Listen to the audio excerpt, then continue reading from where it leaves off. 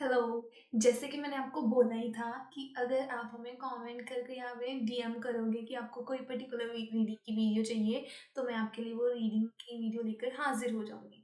सो आज की वीडियो जो थी वो हमारे स्टूडेंट ने ही रेकमेंड किया है जी, हमें डीएम कर कर बोला है कि ये वाली रीडिंग जो है उनको बहुत मुश्किल लगती है, हम इस रीडिंग की वीडियो बनाएं। सो आज की ये जो रीडिंग है ये उस बच्चे के वास्ते हैं। आप भी हमें कमेंट करके बताओ आपको कौन सी रीडिंग की वीडियो चाहिए, मैं आपके लिए वो रीडिंग की वीडियो लेकर हाजिर हो जाऊंगी। So hello everyone, welcome back to our channel Sampan Arts. So today we are going to discuss the reading which is A Gentle Giant in a Pin-Sized Bully. So without any delay everyone, let's get started with our video.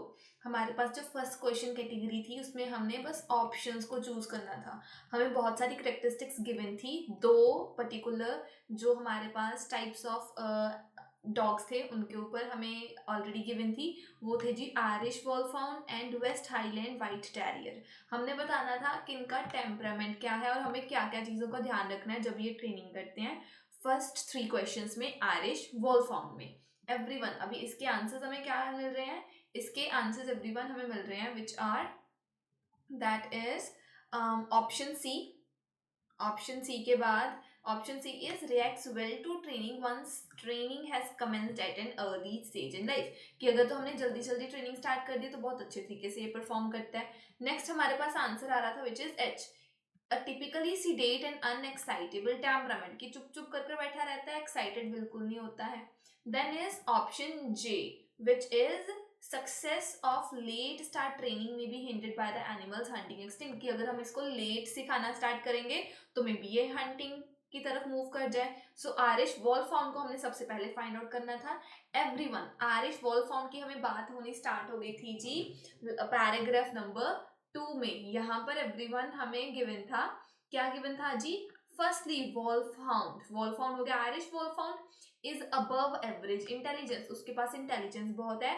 Response very well to obedience training, अगर हमने उसको training दी है तो वो बहुत ही अच्छे तरीके से परफॉर्म करता है। Provided the training is done at early age, क्या होना चाहिए? बस ट्रेनिंग को हमें जल्दी दिनों में स्टार्ट करना पड़ेगा।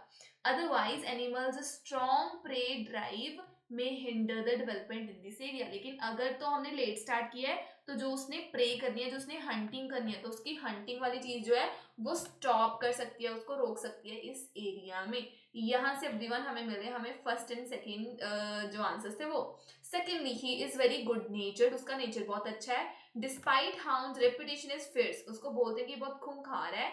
बेटल हार्डेंड एनिमल है। He is very calm and even tempered, लेकिन वो तो बहुत ही काम है, चुप चुप करके बैठा रहता है, इवन टेम्पर्ड होता है। यहाँ से everyone we got our first second and third answers which were C H and J. C क्या था? ट्रेनिंग को हमें अर्ली टाइम में स्टार्ट करना चाहिए, क्योंकि उन्होंने वह ये बोला था। फिर उन्होंने बोला ये चुप चुप कर बैठा रहता है, सिडेटेड अनएक्साइटेड है ये। फिर हमें गिवन था कि अगर हमने लेट ट्रेनिंग स्टार्ट की तो वो हिंडर हो जाएगा उसकी प्रे स्किल्स से, हंटिंग इंस्टिंक्ट से। यहाँ से हमें थ्री आंसर्स मिल गए हमारे फर्स्ट सेकंड और थर्ड के। नाउ नेक्स्ट क्वेश्चन था फोर्थ और फिफ्थ, वो था उसके बिहेवियर के वास्ते, कि बच्चों के आले आसपास आयरिश वॉलफाउंड का बिहेवियर कैसा होता है। अच्छा, उसी पैराग्राफ में एवरीवन यहाँ पर लिखा है कि ये जो आयरिश वॉलफाउंड है ना वो काफी सोशल एनिमल है और बच्चों के साथ भी बहुत अच्छे तरीके से रहता है। He views himself as a member of the family, अपने आप को फैमिली का मेंबर समझता है, उनको प्रोटेक्ट करके रखता है अपने सिबलिंग्स की जैसे, और कभी भी जानबूझकर उनको हार्म नहीं करेगा कभी भी। Though his considerable frame and slight club, no doubt देखने को बहुत भारी लगता है और कभी कभी वो ऐसे गलत मलत हरकतें कर देता है। लीड टू कोलिजन, इतना वो एक्साइटेड कभी कभी होता है या वो खुद भी गिरने पड़ने की कोशिश करता है, जिसकी वजह से वो टकरा जरूर सकता है छोटे बच्चों के साथ। लेकिन हमें क्या करना चाहिए? If the little members of the house don't watch where they are going, कि अगर बच्चों को पता नहीं है वो कहाँ पर जा रहे हैं तो वो उस डॉगी के साथ टकरा सकते हैं, लेकिन वो खुद उनको कोई भी हार्म नहीं करना चाहता। यहाँ पर था वो बच्चों के आसपास कैसा रहता है। अभी यहाँ से हमारे आंसर्स कौन से आ रहे हैं? फर्स्ट आंसर इज डी, कि उसको लॉयल्टी, वो अपने पैक को लेकर अपनी फैमिली को लेकर काफी लॉयल है, और फिर वो बच्चों की, यंग फैमिली मेंबर्स की केयर भी करता है। यहाँ से हमें मिल गया आंसर डी। नेक्स्ट आ जी आंसर एफ, वो बच्चों के साथ बहुत ही अच्छा है, सारे के सारे बच्चों के साथ। नेचुरली थोड़ा ऑकवर्ड है, क्लमजीनेस है, उसकी वजह से थोड़ा सा डेंजर हो सकता है, वो आपस में टकरा सकते हैं, इसके ज्यादा, इसके अलावा और कुछ नहीं होएगा। तो यहाँ से हमारे आंसर्स आ गए D and F. Now next हमें जो क्वेश्चन थे वो थे जी वेस्ट हाईलैंड व्हाइट टैरियर के ऊपर। लेट्स सी कि उसका टेम्परामेंट और हमें क्या क्या कंसीडर करना चाहिए जब वो होता है वहां पर। अच्छा, व्हाइट टैरियर की बात एवरीवन जो थी ना, हमें ये वाले पैराग्राफ में मिलनी स्टार्ट होगी थी। व्हाइट वेस्ट हाईलैंड व्हाइट टैरियर, यहाँ पर एवरीवन हमें गिवन था इस पैराग्राफ में कि ये बच्चों के साथ बहुत ही अच्छा है, और द हाईलैंड जो है वो अपने जो बाल है बिल्कुल भी शेड नहीं करता, जिसकी वजह से हमें क्लीनिंग तो करनी पड़ेगी नहीं। उसको नॉइज बनानी बहुत, नॉइज प्रोड्यूस करनी बहुत अच्छी लगती है, जिसकी वजह से वो आपको हर एक, अगर बाहर कुछ भी हो रहा है आपको जल्दी जल्दी से बता देगा कि हाँ बाहर कोई आ गया है, या कुछ भी अगर प्रॉब्लम होगी। His size limits his ability to respond meaningfully. No doubt बहुत ही वो छोटू सा है, इसलिए वो क्या है, उसका साइज इतना वो नहीं, थ्रेट नहीं महसूस होता। He is little more of a challenge in training department. अगर हमने इसको ट्रेन करना है तो काफी ये थोड़ा हमारे लिए मुश्किल हो सकता है। मस्ट बी मॉनिटर्ड केयरफुली, इसको हमें अच्छे तरीके से समझना पड़ेगा, मॉनिटर करना पड़ेगा, उसकी जगह दिखानी पड़ेगी in the pack, otherwise his aggressive streak may come out and take over. हमें उसको अपनी फैमिली का पार्ट बनाना पड़ेगा। अगर हमने उसको अपनी फैमिली का पार्ट नहीं बनाया ना तो वो खूंखार हो सकता है। उसके बाद यहाँ पर लिखा है कि वो बहुत एक्साइटेड और बहुत एनर्जेटिक रहता है। फिर यहाँ पर लिखा है he is not interested in cuddles, उसको ज्यादा प्यार लाड प्यार ना पसंद नहीं है। And don't let his size fool you in suggesting otherwise it's not a toy dog. वो देखने को छोटू सा लगता है लेकिन वो है नहीं, उसको ऐसी चीजें प्यार करना बिल्कुल भी पसंद नहीं है। सो भी उन्होंने हमें बोला था उसका टेम्परामेंट कैसा है। हमें आंसर्स आ रहे हैं। First answer is E, restless है, बहुत एक्साइटेड है ना, वो रेस्टलेस हो गया, दैट मीन्स। और फिर वो थोड़ी सी घर में और गार्डन में थोड़ी सी प्रॉब्लम भी क्रिएट कर सकता है। यहाँ से हमें पहले मिल गया ई ऑप्शन, क्योंकि वो बहुत ही एक्साइटेड रहता है। फिर हमारे पास नेक्स्ट आंसर आया which is G, must be taught its place in hierarchy. उसको अपने घर में अपनी फैमिली में उसकी जगह दिखानी पड़ेगी, नहीं तो वो डोमिनेट करेगा, नहीं तो वो एग्रेसिव हो जाएगा। यहाँ से हमें मिल गया जी ऑप्शन। नेक्स्ट था हमारा आई, वो हमने क्या बोला था कि इसको ज्यादा ट्रेनिंग और सुपरविजन की, हमें इसको मॉनिटर करना चाहिए, हमने पढ़ा था ना ये। तो इन सभी चीजों की हमें जरूरत पड़ सकती है। सो ये हमने 3 आंसर्स अपने उन लोकेशन से फाइंड आउट कर लिए। अब उन्होंने पूछा कि बिहेवियर कैसा उसका बच्चों के आसपास। Let's see his behaviour. Okay, वहां पर उन्होंने हमें उसी टाइम लिख दिया था ना यहाँ पर कि उसको कडल्स वगैरह करने नहीं पसंद है, वो टॉय वाला जो डॉग है वो नहीं है, गार्डन में उसको भौंकना पसंद है नेबर्स के ऊपर, ये सब कुछ उन्होंने बोल दिया राइट। उसको बच्चों के साथ मतलब ऐसे प्यार वगैरह करना पसंद नहीं है। उसके बाद एवरीवन हमें गिवन था नेक्स्ट पेज पर, यहाँ पर लिखा है कि ओल्डर बच्चों के साथ ये बहुत अच्छा है हमें, लेकिन जो छोटे बच्चे हैं, टॉडलर्स हैं, जो अभी रहने वाले बच्चे हैं, उनको अकेला नहीं छोड़ना चाहिए हाईलैंड्स के पास, क्योंकि उनका साइज ऊपर से जितने वो इतने एक्साइटेड रहते हैं उसकी वजह से मे भी जो बच्चे जितने नॉइजी होते हैं वो मे भी ऐसा हो सकता है कि डॉग उनको लेकर थोड़ा सा अग्रेसिव हो जाए। मीन छोटे बच्चों के साथ हम उसको नहीं छोड़ सकते ना। Our answers are A and B. वैसे तो वो बच्चों के साथ बहुत ही अच्छे वे में बिहेव करता है, लेकिन वो बैडली रिएक्ट कर सकता है जब जो बच्चे हैं वो बहुत नॉइजी और एनर्जेटिक होंगे। यहाँ हमें ये मिल गया आंसर। ए क्या था, not very tolerant and interested in gestures of affection, उसको प्यार करना बिल्कुल भी पसंद नहीं है। यहाँ से हमें आंसर्स ए एंड बी जो थे उसके बिहेवियर के ऊपर वो मिल गए। Let's move everyone to the next category. वो थी हमारी कि हमने ईच एंडिंग के साथ उसको मैच करना है। Question number 11 here is everyone, Irish wolfhound, जो आयरिश वॉलफाउंड है despite its size and reputation, देखने में और जो उसकी रेपुटेशन है उसका साइज वगैरह के अलावा, उसके चाहे उसका साइज जो मर्जी है, आंसर इज ए, वो काफी प्रिटी इनफेक्चुअल वॉच डॉग है, कि नो डाउट बहुत देखने को बड़ा है लेकिन उसके अंदर है वो कुछ नहीं। बीइंग स्लो टू रिएक्ट, काफी धीरे से वो रिएक्ट करता है जो स्ट्रेंजर्स आते हैं, और फिर उनको वो कैसे, बहुत उसको पता ही समझ नहीं लगती पहले कि वो डेंजर है या नहीं। सो उसकी रेपुटेशन, उसका साइज ऐसे जरूर लगता है वो खूंखार है, लेकिन वो बिल्कुल खूंखार होता नहीं है। कौन, आयरिश वोल्फाउंड। ओके एवरीवन, आयरिश वोल्फाउंड की हमें लोकेशन मिली थी। उसके बाद वाले पैराग्राफ में यहाँ पर लिखा है, दो आयरिश वोल्फाउंड जो है वो एक अच्छा गार्ड डॉग बन सकता है। He is surprisingly not terribly strong in this department, कि वो इतना लेकिन अच्छा परफॉर्म नहीं करता। The hound tends to be aloof, उसको अकेले रहना पसंद है। Strangers rather than aggressive towards them, अगर वहां पर स्ट्रेंजर्स आ गए तो चुप चुप रहेगा, उनको लेकर अग्रेसिव नहीं होएगा। अभी स्ट्रेंजर्स को वहां पर लिखा था इंट्रूडर्स, वो उनके ऊपर बार्क नहीं करेगा, ऐसे कुछ नहीं। वॉच डॉग में वो उसके नंबर्स एकदम कम आते हैं, वो हमें बिल्कुल भी अलार्म भी नहीं करेगा कि बाहर कोई है या नहीं है, हमें डेंजर के बारे में बताएगा तक नहीं। यहाँ से हमें 11 का आंसर मिल गया कि वो वैसे तो अच्छा है लेकिन इस मामले में, वॉच डॉग के मामले में वो इनइफेक्चुअल है, अच्छा परफॉर्म नहीं करता, काफी स्लो है। सो ए आंसर आ गया। Question number 12 here is the west highland white terrier is quick to respond to intruders. अगर वहां पर अभी कोई बाहर से आएगा, स्ट्रेंजर आएगा, तो व्हाइट जो टेरियर है वो तो उसको जल्दी से रिस्पॉन्ड करेगा और मेंबर्स को भी बताएगा कि बाहर कोई जो है इंसान आ गया। आंसर इज ई। दो इट इज लार्जली इनइफेक्चुअल, देखने को वो जैसे मर्जी लगे, लेकिन अगर कोई थ्रेट वगैरह होता है उसको वो कंट्रोल कर सकता है, चाहे उसका साइज जैसा मर्जी हो। ओके एवरीवन, इसकी लोकेशन हमें मिलेगी जो हमने व्हाइट टेरियर वाले पैराग्राफ में पढ़ा था। यहाँ पर लिखा है he also loves to make noise making him perfect watch dog. इसको आवाज करनी बहुत पसंद है, जिसकी वजह से वो अच्छा वॉच डॉग बन सकता है। वो क्विकली आपको अलर्ट भी कर देगा अगर कोई सस्पिशन वहां पर होती है। दैट मीन्स कि रियल थ्रेट अगर उसने डिस्कवर कर लिया, नो डाउट उसका साइज काफी छोटा है, लेकिन वो आपको बताएगा जरूर। सो यहाँ से हमें 12 का आंसर मिल गया, which is our option E. Now question number 13। Granted, the Irish was found as the ideal temperament to become loyal member of the family. कि जो आयरिश वॉलफाउंड है उसका जो टेम्परामेंट है, जो उसका बिहेवियर है, वो बहुत ही अच्छा है, आइडियल है अपने मेंबर्स को लेकर। Answer is B. ये कंसीडर करना बहुत इंपॉर्टेंट है कि उसको कितने कॉस्ट होएगा फीडिंग का, उसको साफ करने का, क्लीन करने का कितना होएगा, उसको कितनी स्पेस चाहिए, उसको परचेज करने के पहले हमें ये सारी चीजों को ध्यान जरूर रखना चाहिए। अच्छा एवरीवन, इसका आंसर में मिल रहा था यस ये वाले पैराग्राफ में।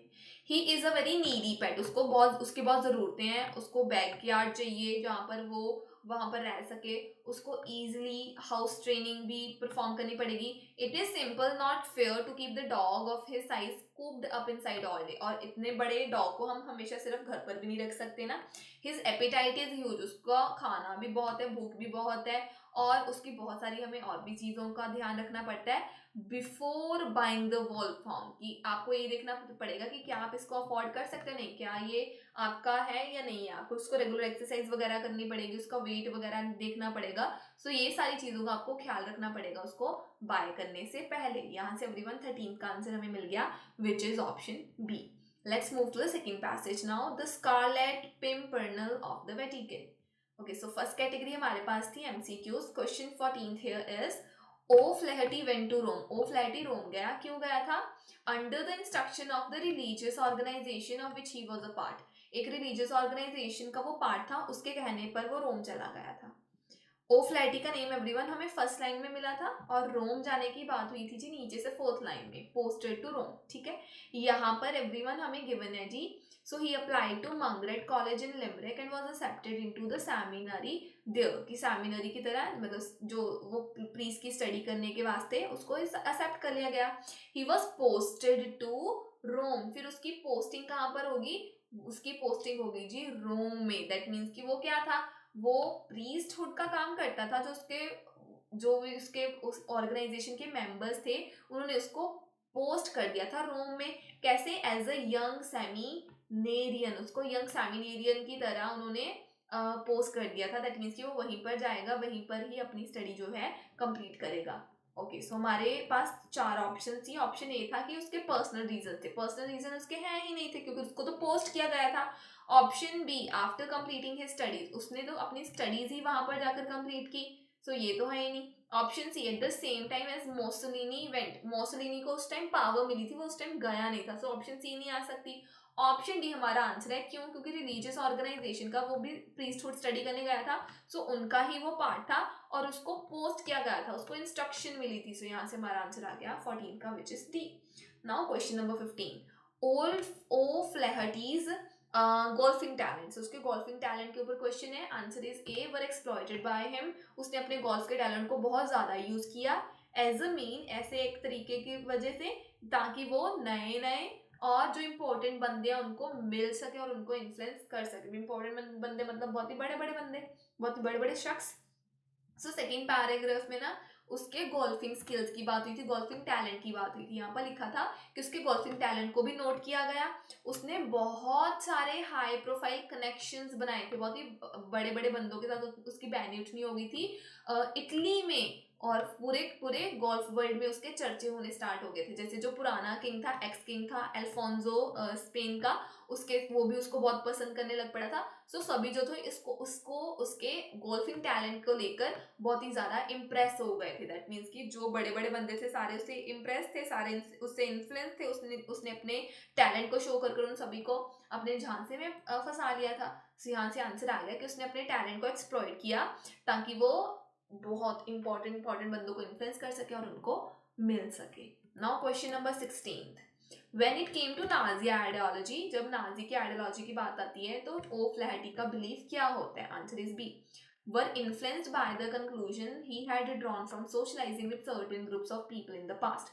कि जब नाजी आइडियोलॉजी की बात होती है, जो ओ फ्लैटी के बिलीव्स हैं वो किन से इन्फ्लुएंस्ड है? वो उस सर्टेन ग्रुप के लोगों के साथ इन्फ्लुएंस थे जिसके साथ वो पहले पास्ट में वो उसका फ्रेंड्स था। ओके, नाजी आइडियोलॉजी की बात एवरीवन हो रही है, हमें गिवन है नेक्स्ट पैराग्राफ में। यहाँ पर एवरीवन नाजी आइडियोलॉजी की बात हो गई थी। हमने रीड करना है जी ओ फ्लैटी से। O Flaherty having socialise with many prominent Jews, जो बहुत बड़े बड़े जूस थे उनके साथ वो दोस्त बन गया था, सोशलाइज कर गया था इटली के दौरान। Did not adhere to Nazi ideology, उसने नाजी के आइडियोलॉजी को बिल्कुल भी फॉलो नहीं किया, उसने उसका कहना नहीं माना। It was then he started to act in protecting innocent Jews, फिर उसने क्या कर दिया? फिर उसने ज्यूस को बचाना स्टार्ट कर दिया नाजी से और इटालियन और जर्मन पुलिस थे, ताकि वो उनको मार ना दे। सो उसने क्या किया? उसने उनकी आइडियोलॉजी को फॉलो नहीं किया और जो ज्यूस थे उनको बचाना स्टार्ट कर दिया था। सो एवरीवन, यहाँ से हमें आंसर क्या मिल रहा है? आंसर हियर इज कि जो सर्टेन ग्रुप थे, जो ज्यूस थे, जो जिसके साथ वो सोशलाइज हुआ था, उससे वो इन्फ्लुएंस थे। सो यहाँ से हमारा आंसर आ गया विच इज ऑप्शन बी।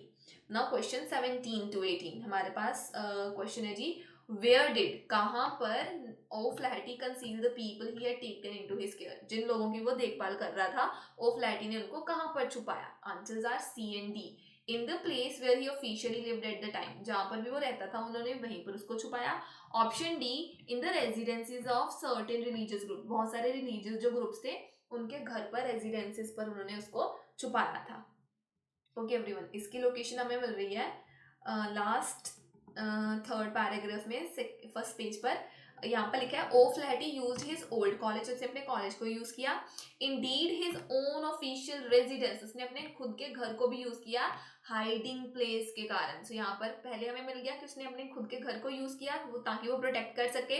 फिर सिचुएशन और भी बुरी हो गई, उसने बहुत सारे जो नंबर्स थे जो लोगों के ऊपर खतरा था उनका नंबर बढ़ गया। He even turn to using monasteries and convents as hideouts, फिर उसने क्या किया? जो चर्च वगैरह थी उनको भी हाइडआउट छुपाने की जगह में यूज करना स्टार्ट कर दिया। सो यहाँ से हमारा आंसर आ गया कि उसने अपने घर को और जो रिलीजियस रेजिडेंसेस थे ना, एरियाज थे, प्लेसेस थे, वहां पर उसने उसको छुपाना स्टार्ट कर दिया था। Now question number 19, what impressive aspect of the action of O Flaherty's helpers does writer highlight, कि ओ फ्लैटी के जो हेल्पर थे उसके बारे में राइटर ने क्या बोला है? Answer is C, their disregard for the possible consequences of being caught, उन्होंने ये बिल्कुल नहीं सोचा कि वो खुद पकड़े जाएंगे, उन्होंने फिर भी उसकी हेल्प की। ये चीज के बारे में राइटर ने हाईलाइट किया है। एवरीवन, उसी पैराग्राफ में हमें गिवन है जी लाइन नंबर 3 में, calling in favours from his old friends, उसने अपने फ्रेंड्स को भी बोला कि आप मेरी हेल्प करो इन दीज प्लेसेस, यही जो हमारे ये चर्च वगैरह थे इन्हीं प्लेसेस पर। और by agreeing to house the unwanted, उन्होंने भी, उसके फ्रेंड्स ने भी अग्री किया कि हाँ हम इन सभी को यहाँ पर रखेंगे। But not just risking a reprimand from the faces they had been caught, but were endangering their own lives by being the party of O'Flaherty's campaign। उन्होंने ये नहीं देखा कि उनको कोई सजा भी हो सकती है, लेकिन उन्होंने ये भी नहीं सोचा कि वो खुद की जानों को भी डेंजर में डाल रहे हैं अगर वो ओ फ्लैटी की कैंपेन में जुड़ रहे हैं। दैट मीन्स कि उनके फ्रेंड्स ने एक बार नहीं सोचा कि उनकी खुद की जिंदगी जा सकती है अगर उनको पकड़ लिया जाए। सो यहाँ से एवरीवन हमें मिल गया 19 का आंसर, की कौन सी चीज हाईलाइटेड है कि उन्होंने अपने बारे में बिल्कुल नहीं सोचा कि वो पकड़े जाएंगे, फिर भी उन्होंने उसकी हेल्प की। Answer is C. Now question 20th, Why was O Flaherty nicknamed Scarlet Pimpernel of Vatican, कि O Flaherty का नेम ये क्यों रखा गया? Answer is C, he had successfully used disguises to avoid being identified, उसने अपने बहुत ज्यादा भेस बदल लिए थे, डिस्गाइज कर लिया था अपने आप को ताकि उसको कोई आइडेंटिफाई ना कर ले। ओके एवरीवन, इसकी लोकेशन हमें मिल रही है लास्ट सेकेंड पैराग्राफ में फर्स्ट पेज पर। यहाँ पर एवरीवन हमें गिवन है लाइन नंबर 3 में वेटिकन सिटी मिल गया हमें, फिर हमें उसका निकनेम मिल गया the scarlet pimpernel of Vatican, an acknowledgement of how much the master of disguise O'Flaherty had become, कि कितना वो अपना भेस बदलने का मास्टर बन गया है। सो डिस्गाइज का मतलब भेस बदलना, कि वो भेस बदलने का मास्टर बन गया था, इसके वास्ते उसका नेम रखा गया स्कारलेट पिम्परनल ऑफ वेटिकन। सो यहाँ से हमें 20th का आंसर मिल गया। Now question number 21 which is what impression does the writer leave us, कि राइटर ने कौन से हमारे ऊपर इम्पैक्ट छोड़ा है with his own personal feeling with respect to O'Flaherty's life and achievement, कि जब उसने खुद की फीलिंग्स के बारे में बताया कि ओफ्लैटी की लाइफ और अचीवमेंट्स क्या थी, उसका क्या हमारे ऊपर मार्क छोड़ा गया है, इम्प्रेशन क्या था। He admires O'Flaherty's bravery and determination to stop injustice. वो बहुत अच्छा बोल रहा है कि ओफ्लैटी ने काफ़ी हिम्मत दिखाई है, ब्रेवरी दिखाई है, और उसका मन जो था वो एकदम स्ट्रांग था कि हमने इनजस्टिस को, जो अन्याय था उसको रोकना है। उसके बारे में उसके पॉजिटिव वर्ड्स ही बोल रहा था। एवरीवन, अभी ये जो राइटर है उसकी बात लास्ट पैराग्राफ में होगी ना, लास्ट पैराग्राफ में ही ये लास्ट सेंस में लिखा है in life he saved thousands of innocent Romans, उसने बहुत सारे रोमन्स को बचाया था जो एकदम बेगुनाह थे। इन डेथ, मरने में, ही इज रिमेम्बर्ड, मरने के बाद उसको याद किया जाता है एज अ मैन, ऐसे इंसान की तरह, who bravely stood up to extremism, जो इंसान इतने बुरे व्यवहार की तरफ भी खड़ा हुआ था, उसके खिलाफ भी खड़ा हुआ था, उसको ऐसे उसके मौत पर याद किया जाता है। Who was not prepare to turn a blind eye to justice, वो इनजस्टिस को, अन्याय को नजरअंदाज करने वाला इंसान नहीं था। सो इसके वजह से हमारा आंसर आ रहा है 21 का, कि वो बंदा बहुत ही ब्रेव था और उसने इनजस्टिस को स्टॉप करने की कोशिश की। Answer is A. Now question number 22 everyone. 22 to 26 हमने 2 वर्ड्स की ब्लैंक्स गिवन है। क्वेश्चन नंबर 22 हमारा है जी मॉरल डिटरमाइंड रिसोर्सफुल मैन के ऊपर, जो था हमारा ओफ्लैहटी। यहाँ पर था कि जर्मन और इटालियन पुलिस से वो उनको ज्यूज को बचाना चाहता था, who acting on the order from above, क्यों ये पुलिस के ऊपर से ऑर्डर आए थे कि उन्होंने उनको पकड़ना है। And were rounding set group, वो क्या था, ये जो पर्टिकुलर ग्रुप था उनको कहीं पर सेंड करना चाहती थी, ये जो जर्मन और इटालियन पुलिस थी अभी वो उनको कहाँ पर सेंड करना चाहती थी। आंसर इज कंसंट्रेशन कैंप्स, उनको कंसंट्रेशन कैंप्स में सेंड करना चाहती थी। एवरीवन, हमें यहाँ पर मिला इटालियन और German police whose orders were to ship them to मतलब सेंड करना। सेंड कहाँ करना है जी, कंसंट्रेशन कैंप्स में। यहाँ से हमारा आंसर आ गया concentration camps. Now question number 23rd question here is कि ओफ्लैहटी ने उनकी हेल्प की। दीज फ्रेंड, जो उसके फ्रेंड्स थे, शोड देयर ओन ब्रेवरी, उन्होंने भी बहुत ज्यादा हिम्मत दिखाई, as getting dash might have cost them their lives, की उनकी जिंदगी जा सकती थी अगर वो कुछ हो जाते। क्या हो जाते जी, अगर वो पकड़े जाते, गेटिंग कॉट, अगर वो पकड़े जाते तो उनकी जिंदगी जा सकती थी। ओके एवरीवन, इसकी लोकेशन हमें फ्रेंड्स वाले पैराग्राफ में मिल रही है। फ्रेंड्स वाले पैराग्राफ में यहाँ पर लिखा है कि रेप्रीमांड, जो उसके जो दोस्त थे, ओल्ड फ्रेंड जो थे, वो सिर्फ ये नहीं देख रहे थे कि उनको कोई वो सजा भी दे सकते हैं। दे हैड बीन कॉट, अगर उनको कैच कर लिया गया, पकड़ लिया गया, वो अपनी लाइफ को भी डेंजर में डाल रहे थे। सो एवरीवन, यहाँ से हमें आंसर क्या मिला, विच इज कॉट, कि वो गेटिंग कॉट, जो वो पकड़े भी जा सकते थे। Now question number 24th which is not only did O'Flaherty help the unwanted, O'Flaherty ने सिर्फ Jews वगैरह की हेल्प ही नहीं की, he also extended his assistance to fallen dash, जो चीज गिरी हुई थी उसने उसको भी हेल्प की, ब्रिटिश सोल्जर्स को भी हेल्प की, इसके साथ साथ की थी और चीज को भी हेल्प की। आंसर इज एलिड एयरमैन, जो दूसरे जहाज वाले नौजवान थे उन्होंने उसकी भी हेल्प की, और जो ब्रिटिश सोल्जर्स थे उसकी तो हेल्प उसने करनी ही करनी थी। ओके एवरीवन, इन उसी फ्रेंड्स वाले पैराग्राफ में यहाँ पर हमें लिखा था ओफ्लैहटी एक्सटेंडेड हिज एफर्ट्स, उसने मदद करनी स्टार्ट की, किसकी, ब्रिटिश प्रिजनर ऑफ वॉर की, जो वॉर में जिनको जंग में उन्होंने प्रिजनर बनाया था, कैदी बनाया था, दैट मींस ब्रिटिश सोल्जर्स हो गए। एंड शॉट डाउन मतलब जिनको गोली मारकर गिरा दिया गया था, दैट मींस फॉलन जो एलिड एयरमैन थे ना, उसकी भी उसने क्या थी, हेल्प की थी। सो यहाँ से एवरीवन हमें आंसर क्या मिल गया, आंसर मिल गया 24th क्वेश्चन का, that is allied airman. Let's move to the next question now. अभी नेक्स्ट क्वेश्चन था जी 25th, वो क्या था? फिर so effective had been at dash Jews and serviceman inside he earn the nickname scarlet of pimpernel, कि वो क्या था, वो किसी को बहुत अच्छे तरीके से कुछ कर सकता था ज्यूज और सर्विसमैन को, जिसकी वजह से उसको ये पर्टिकुलर नेम दिया गया। उसने ज्यूज और सर्विसमैन को क्या किया था जिसकी वजह से उसको ये नेम मिला? आंसर इज स्मगल, उसने उनको स्मगल किया था। अच्छा, लाइन नंबर 2 में ये गिवन है his successes never being identified when on unauthorized rescue mission outside of Vatican City in smuggling Jews and Allied airmen। उसने Jews और Allied airmen को स्मगल किया था कहाँ पर? सिटी के अंदर, जिसकी वजह से उसको ये पर्टिकुलर नेम मिल गया था। सो एवरीवन, यहाँ से हमें आंसर मिल रहा है, that is smuggling Jews. Jews already given था, आंसर आ गया जी स्मगलिंग। नाउ क्वेश्चन नंबर 26, जो ये पर्टिकुलर जो नेम उसको मिला था, जो ओ फ्लैटी था, received a huge number of dash, अलग अलग कंट्री से फिर ओ फ्लैटी को कोई चीज मिली थी। Answer is एक्कोलेट्स। एक्कोलेट्स होते हैं जी मेडल्स, उसको बहुत अलग अलग कंट्री से फिर मेडल्स भी मिले थे। उसी पैराग्राफ में एवरीवन यहाँ पर गिवन है जी, after the war O Flaherty continue to serve in Rome and received many accolades. उसको फिर बहुत सारे एक्कोलेट्स मिले, यूएस से भी मिले उसको, ब्रिटिश एम्पायर से भी मिले, तो अलग अलग एरिया से क्या क्या मिले उसको? एक्कोलेट्स मिले जी, मेडल्स मिले थे। यहाँ से 26 का आंसर आ गया, which is accolades. Now let's move to the next passage. Next passage का नेम क्या है जी? All you need to know about snow. Snow के बारे में जो भी आपको इन्फॉर्मेशन चाहिए वो यहाँ पर हाजिर है। अच्छा, ट्रू फॉल्स नॉट गिवन हमें पहले गिवन था। क्वेश्चन नंबर 27 क्या है?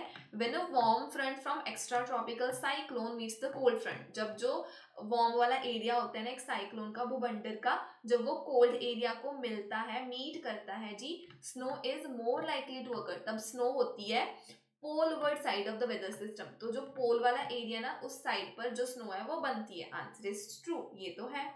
अभी हमने देखना था ये फ्रंट, वार्म फ्रंट और कोल्ड फ्रंट की बात कहाँ हो रही थी? फर्स्ट पैराग्राफ में नीचे से थर्ड लाइन में लिखा है, when the warm front and cold front collide. Collide का मतलब होता है जी टकराना, टकराना मतलब मिलना।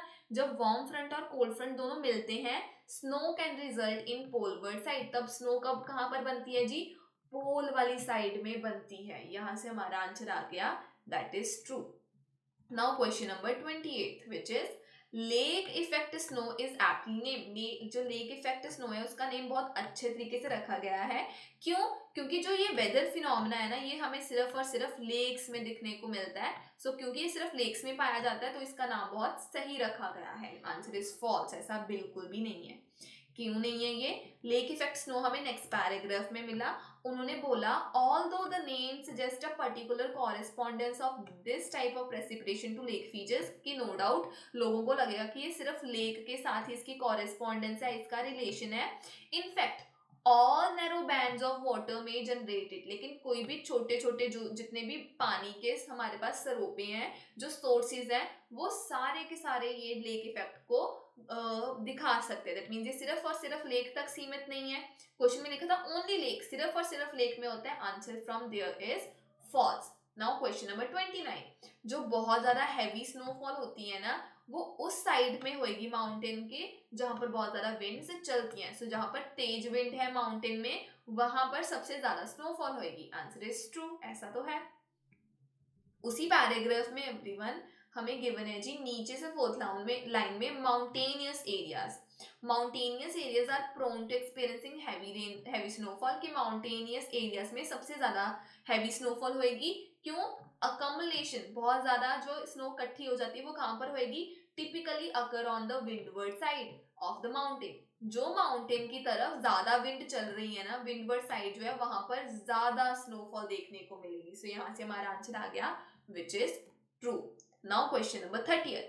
In the absence of dust, जब हमारे पास डस्ट नहीं है या छोटे छोटे पार्टिकल्स भी नहीं है, फ्रीजिंग प्रोसेस के वास्ते सुपरकूल जो मॉइस्चर है वो फ्रीज होएगा ही नहीं अगर उसका टेम्परेचर -34 डिग्रीज या उससे ज्यादा नहीं है। जो सुपरकूल मॉइस्चर है वो फ्रीज ही नहीं होएगा। दैट मीन जो पानी है, जो स्नो है, वो बनेगी ही नहीं अगर हमारे पास कोई डस्ट पार्टिकल्स नहीं है। आंसर इज ट्रू, ऐसा तो है। अभी स्नो कैसे बनती है उस पैराग्राफ में एवरीवन हमें गिवन है, temperature lower than -35 degrees are required. हमें ये इतना टेम्परेचर तो चाहिए ताकि सुपरकूल मॉइस्चर को हम फ्रीज कर सकें। अगर तो क्लाउड्स वार्मर है तो एरोसोल्स पार्टिकल चाहिए, जैसे कि क्ले या फिर डेजर्ट डस्ट और अगर ये चीज नहीं है for the freezing to start, कि अगर तो ये पार्टिकल्स हैं तभी जो हमारी फ्रीजिंग है, तभी जो हमारी स्नो है वो बननी स्टार्ट होगी, अगर ये चीज नहीं है तो हमारी स्नो बनेगी ही नहीं। और यही हमारे क्वेश्चन में गिवन था कि जो सुपरकूल मॉइस्चर है वो फ्रीज ही नहीं होएगा अगर डस्ट वहां पर एब्सेंट है। आंसर इज ट्रू, ऐसा तो है। Now question number 31, the real colour of snow is same as the colour snow appears to the human eye, कि जो रियल कलर है ना स्नो का वो भी सेम है, जैसे हम देखने को हमें स्नो लगती है ना, उसी वो ही उसका रियल कलर है। आंसर इज फॉल्स, ऐसा नहीं है। अभी इसकी लोकेशन एवरीवन फर्स्ट पेज पर ना जो लास्ट थर्ड पैराग्राफ है वहां से हमें मिल रही है। Although ice crystals that land on ground, जो स्नोफॉल नीचे ग्राउंड पर गिरती है, आर एक्चुअली ट्रांसपेरेंट, वो तो ट्रांसपेरेंट होती है, हॉलो होती है, अंदर से एकदम खाली होती है, उसमें जब लाइट स्कैटर करती है तब हमें देखने को लगता है वो व्हाइट कलर की है, तभी हमें पता चलता है कि वो व्हाइट है, नहीं तो वैसे जब वो गिरती है वो कैसी होती है, वैसे तब वो ट्रांसपेरेंट होती है, जब हम देखते हैं तब वो हमें देखने को व्हाइट लगती है, दैट मीन्स वो सेम नहीं है, सेम कलर की नहीं है। यहाँ से एवरीवन हमें आंसर मिल गया 31 का, that is false. Now question number 32, snowflakes shaped like a prism are more likely to form in milder weather than flakes with more intricate growth pattern, कि जो स्नोफ्लेक्स प्रिज्म की शेप में है वो जो ठीक ठाक सा माइल्ड सा टेम्परेचर है उसमें बन जाएंगी, लेकिन जो बहुत ही ज्यादा कॉम्प्लेक्स है, इंट्रिकेट है, वो ऐसे टेम्परेचर में नहीं बनेगी। आंसर इज ट्रू, ऐसा तो है।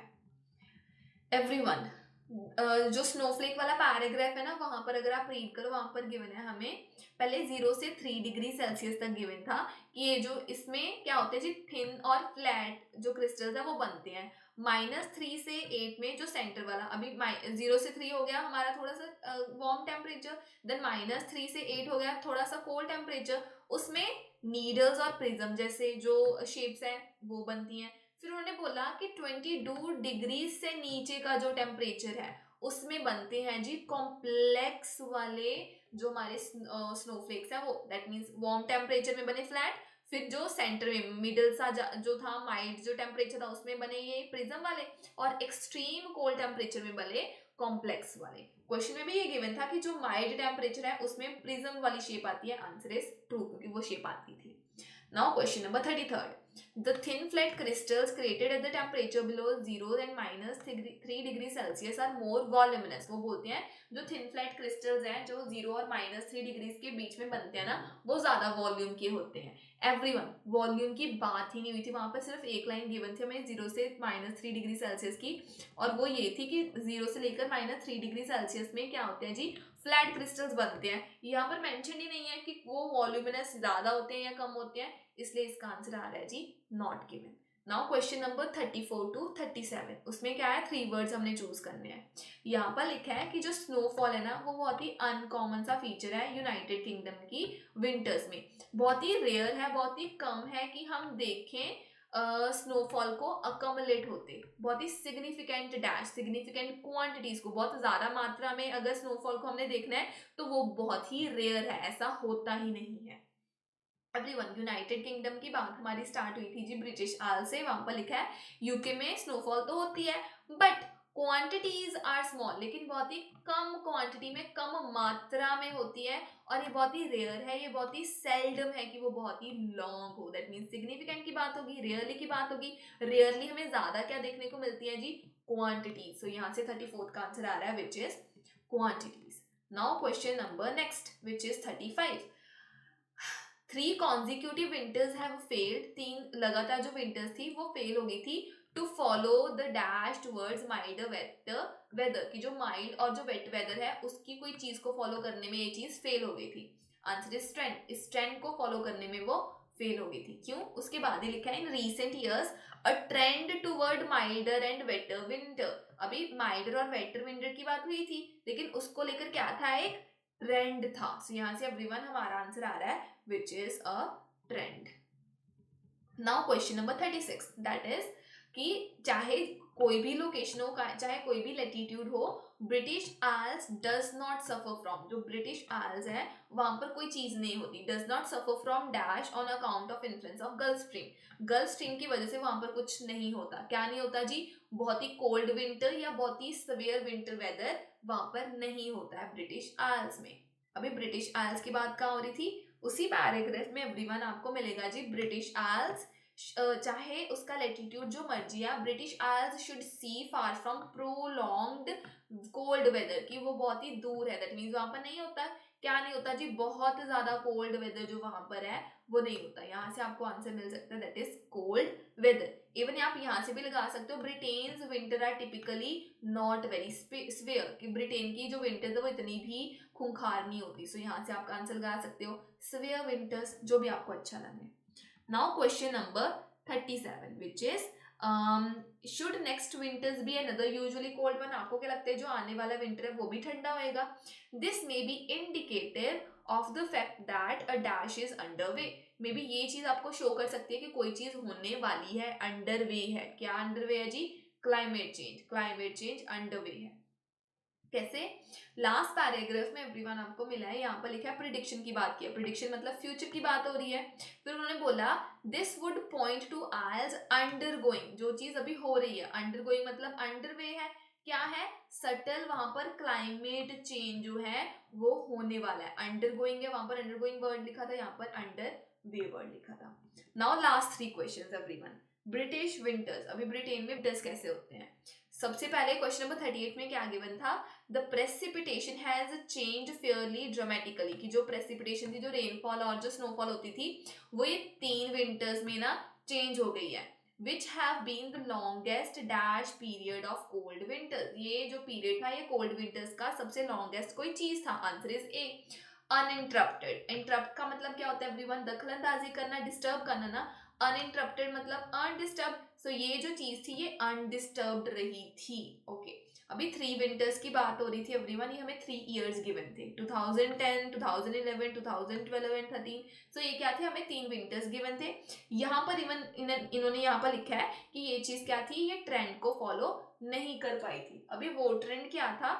Representing the longest period, question भी हमारा लॉन्गेस्ट पीरियड के ऊपर था, longest period of consecutive cold winters. अभी कोल्ड विंटर्स कैसी थी? कॉन्जिक्यूटिव थी। कॉन्जिक्यूटिव मतलब लगातार कोई चीज होना, अगर कोई चीज लगातार हो रही है दैट मीन्स कि वो क्या हो रही है? वो हो रही है जी अनइंटरप्टेड वे में। यहाँ से हमें आंसर मिल गया 38 का, which is uninterrupted. Now question number 39 question here is कि जो ब्रिटिश आइल्स का क्लाइमेट है वो क्या है? अभी हमें उसको उससे डरना चाहिए। क्यों? क्योंकि जो आने वाली जो विंटर्स है ना वो बहुत ही ज्यादा बुरी होने वाली है। This could signal a permanent move to more dash winter, क्यों? क्योंकि इससे क्या होगा? परमानेंटली किसी तरीके का विंटर बन जाएगा। आंसर इज ई। कैसा? एक्सट्रीम विंटर, बहुत ही बुरा जो विंटर है वो बन सकता है।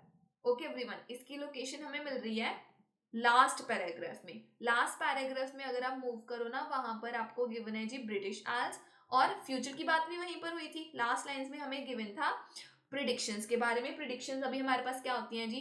जो फ्यूचर होता है, फ्यूचर की हम अनुमान लगा सकते हैं। यहाँ पर क्या लिखा था?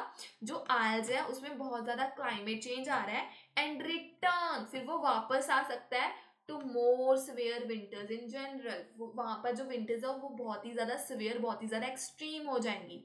अभी यहाँ पर हमें क्या गिवन था? यहाँ पर हमें गिवन था मूव, परमानेंट मूव। मूव मतलब मूव करना, मतलब शिफ्ट करना, मतलब रिटर्न करना। सो 39 का आंसर आ गया हमारा सिवियर से, which is extreme. Now 40th question. Scientist बोल रहे हैं कि जो सनस्पॉट और जियोथर्मल एक्टिविटी है ना उसकी वजह से ये सब कुछ हो रहा है। इसके साथ साथ ना जो गल्फ स्ट्रीम है उसका भी इन्फ्लुएंस पड़ रहा है। उसका क्या इन्फ्लुएंस पड़ रहा है? उसका वेनिंग, डिक्लाइनिंग इन्फ्लुएंस पड़ रहा है, कि जो डिक्लाइन है गल्फ स्ट्रीम में वो आ रहा है।